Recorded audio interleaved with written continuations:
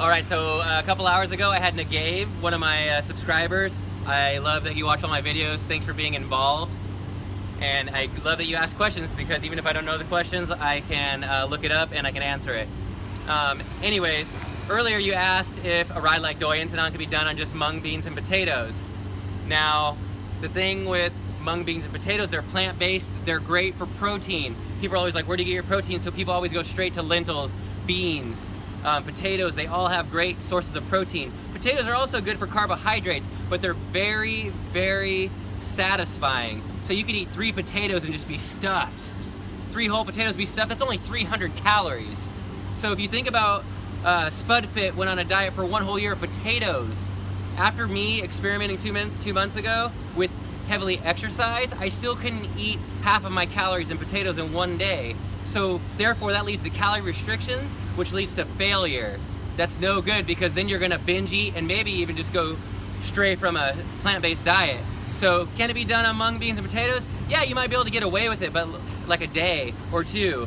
But long-term lean, like you're not gonna take potatoes on a ride. I've done that. It was good, but it's not enough fuel. You wanna get those like carbohydrates and sugars in there, especially when you're on a ride.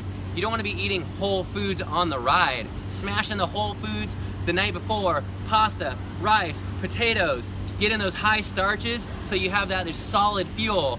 The next day when you're on the ride, you can have a small breakfast like oats or whatnot, but when you're on that ride, sugar, like dried fruit, dried mangoes, dried bananas even. Dried bananas are phenomenal, lots of sugar, but just keep it to like just mostly sugar on the ride and like some small snacks. That way your body doesn't have to break down in the fibers.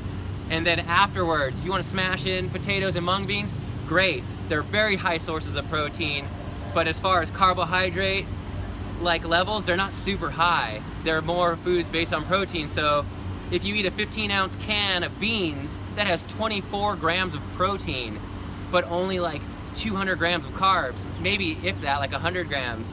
It's about maybe in between 100 and 200 grams of carbs. So you're not getting that high source of fuel, therefore you're not gonna have the energy to go above and beyond what it takes to get whatever task you have get done.